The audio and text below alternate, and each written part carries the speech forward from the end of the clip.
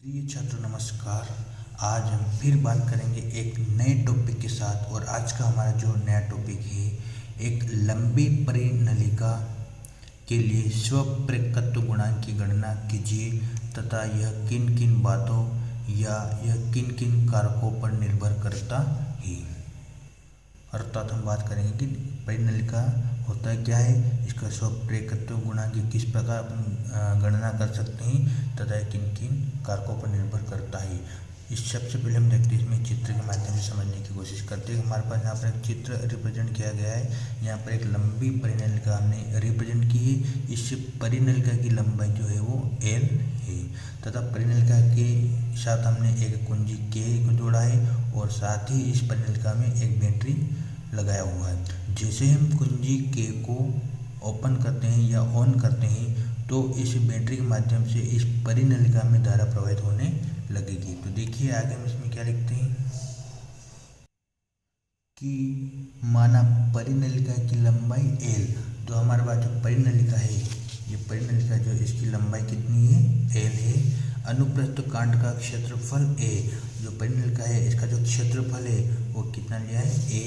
तथा प्रति एकांक लंबाई पर फेरों की संख्या N, यानी कि इस परिनलिका के अंदर हर एकांक पे फेरों की संख्या यानी कि लपेटों की संख्या कितना है, स्मॉल n।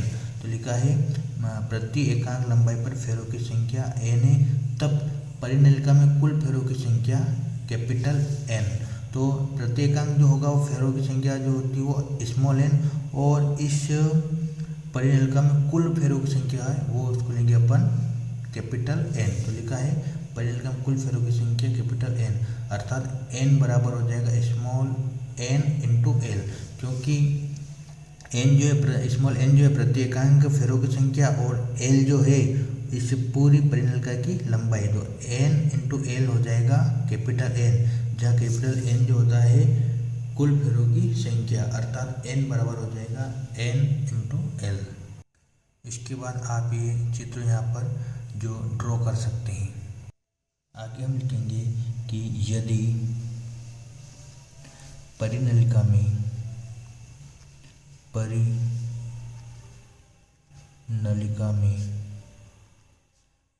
I धारा प्रवाहित करने पर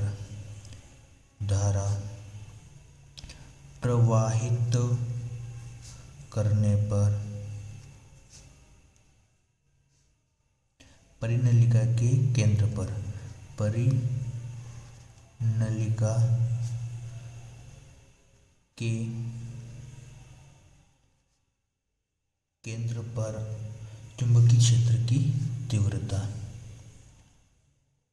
चुंबकीय क्षेत्र की तीव्रता अर्थात यदि हम परिनलिका में I धारा प्रवाहित करेंगे तब परिनलिका के केंद्र पर उत्पन्न चुंबकीय क्षेत्र की तीव्रता, और चुंबकीय क्षेत्र की तीव्रता को हम रिप्रेजेंट करेंगे B से। तो हमारे पास B बराबर हो जाएगा म्यू नॉट N I। तो परिनलिका में यदि हम I धारा प्रवाहित करेंगे तब परिनलिका के केंद्र पर चुंबकीय क्षेत्र की जो तीव्रता होगी वो होगी B equal to mu naught N I, जहाँ म्यू नॉट बराबर होता है निर्वात की चुंबकशीलता। क्या लिखते हैं इसको, निर्वात की चुंबकशीलता।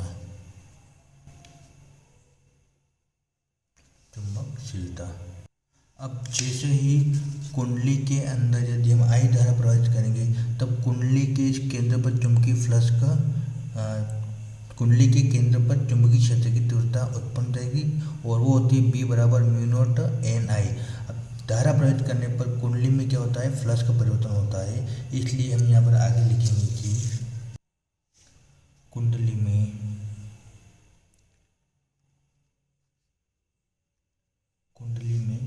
चुंबकीय फ्लक्स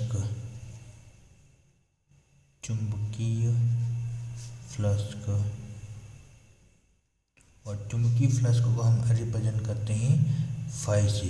तो उस कुंडली में उत्पन्न चुंबकीय फ्लक्स का होगा फाई, और फाई बराबर होता है N B A।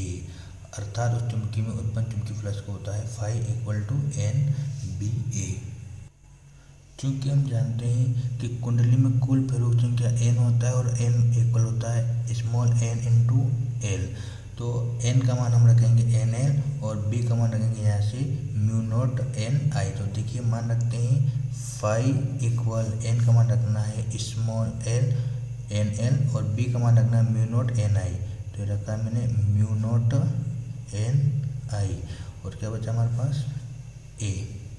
तो हमने यहाँ पर n का मान रखा है, b का मान रखा है और a को हमेशा के से रखा है। अब आगे इसको जब सोल्व करेंगे तो ये हो जाएगा फाई इक्वल, सबसे पहले अपन म्यू नोट को आगे लिख लेते हैं। तो म्यू नोट n और n कितना हो जाएगा, ये n स्क्वायर हो जाएगा। इसके बाद बचा हमारे पास a l और i, तो लिखेंगे a l और i। तो क्या किया हमने यहाँ पर n स्क्वायर हो गया, म्यू नोट को आगे लिखा है, a भी लिखा है, एल भी लिखा है और आई भी लिखा है। अब हम क्या करेंगे आगे, जो आई जो है इसको अपन फाई के अपॉन में भेज देंगे। तो ये हो जाएगा फाई अपॉन आई बराबर mu naught n square A L. तो ये बन गया phi upon I equal mu naught n square A into में एल। और हम जानते हैं कि स्वप्रेरकत्व या स्वप्रेरण गुणांक, स्वप्रेरण गुणांक और वो होता है स्वप्रेरण गुणांक L बराबर फाई अपॉन में आई।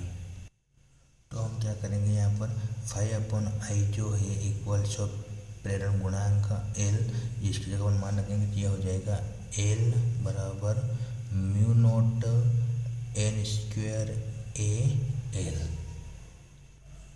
चूँकि हमने एक बार लिखा था कि n बराबर NL, तो वापिस हम क्या करें इस n का मान निकालेंगे तो l को कहाँ भेज देंगे, इसके अपॉन में भेज देंगे। तो ये हो जाएगा n equal n by L.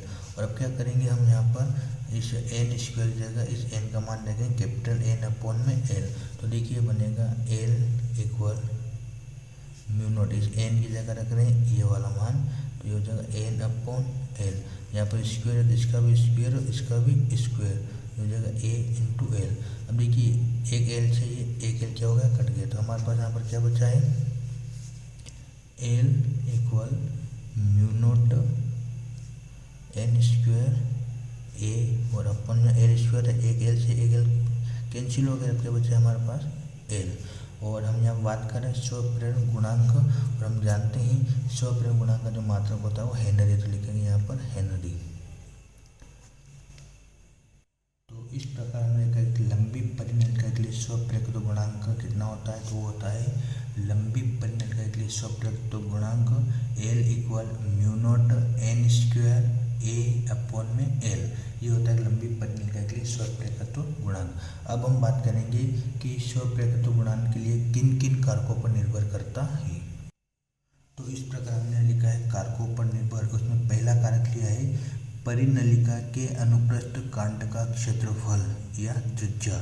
यानी कि देखिए हमने जब ये स्वप्रेरकत्व गुणांक निकाला था तो इसका परिनलिका क्षेत्रफल इस स्वप्रेरकत्व के अनुक्रमानुपाती में, अर्थात परिनलिका का क्षेत्रफल बढ़ाएंगे तो उसका स्वप्रेरकत्व भी बढ़ेगा। तो हमने लिखा है कि परिनलिका के अनुप्रस्थ कांट का क्षेत्रफल बढ़ाने पर उसका स्वप्रेरकत्व बढ़ जाता है, अर्थात L यानी स्वप्रेरकत्व गुणांक अनुक्रमानुपाती A यानी परिनलिका की त्रिज्या। अगर त्रिज्या बढ़ेंगे तो इसका स्वप्रेरकत्व गुणांक भी बढ़ जाएगा। दूसरा पॉइंट हमने लिखा है फेरों की संख्या अर्थात n। देखिए फेरों की संख्या भी इस स्वप्रेरकत्व गुणांक के अनुक्रमानुपाती है, यानी कि हम फेरों की संख्या यानी कि लपेटों की संख्या बढ़ेंगे तो उस कुंडली का स्वप्रेरकत्व गुणांक भी बढ़ जाएगा। तो हमने लिखा है परिनलिका में फेरों की संख्या बढ़ाने पर उसका स्वप्रेरकत्व गुणांक बढ़ जाता है, अर्थात L अनुक्रमानुपाती n स्क्वायर। देखिए n स्क्वायर और L दोनों एक दूसरे के समानुपाती है, अनुक्रमानुपाती है, यानी कि हम फेरों की संख्या बढ़ेंगे तो उसका स्वप्रेरकत्व गुणांक भी बढ़ जाएगा। थर्ड पॉइंट लिखा हमने परिनलिका की लंबाई। तो देखिए फार्मूला में क्या होता है कि परिनलिका की जो लंबाई होती है वो स्वप्रेरकत्व गुणांक के व्युत्क्रमानुपाती क्रमानुपाती होती है। अर्थात परिनलिका की लंबाई जितनी ज़्यादा होगी स्वप्रेरकत्व गुणांक उतना ही कम होगा, और परिनलिका की लंबाई जितनी कम होगी स्वप्रेरकत्व गुणांक का मान उतना ही अधिक होता है।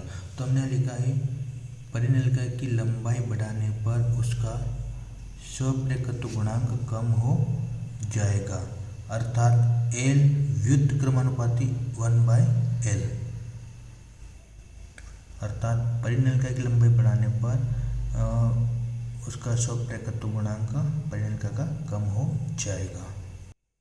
फोर्थ पॉइंट हमने लिखा है कि कुंडली के अंदर रखे पदार्थ की चुंबकशीलता म्यू पर, अर्थात देखिए कुंडली के अंदर हमने एक चुंबकशीलता रखा था म्यू, ये भी इस स्वप्रेरकत्व गुणांक के अनुक्रमानुपाती होगा, यानी जितना अपन चुंबकशीलता रखेंगे कुंडली का स्वप्रेरकत्व गुणांक उतना ही अधिक होगा। तो हमने लिखा है यहाँ पर यदि कुंडली के अंदर अधिक चुंबकशीलता का माध्यम रखने पर उसका स्वप्रेरकत्व गुणांक बढ़ जाएगा, अर्थात L अनुक्रमानुपाती म्यू, यानी चुंबकशीलता का मान ज़्यादा होगा तो कुंडली का स्वप्रेरकत्व गुणांक भी अधिक होगा। वीडियो पसंद आए तो लाइक, कमेंट एवं शेयर जरूर करिएगा। जय हिंद, जय भारत।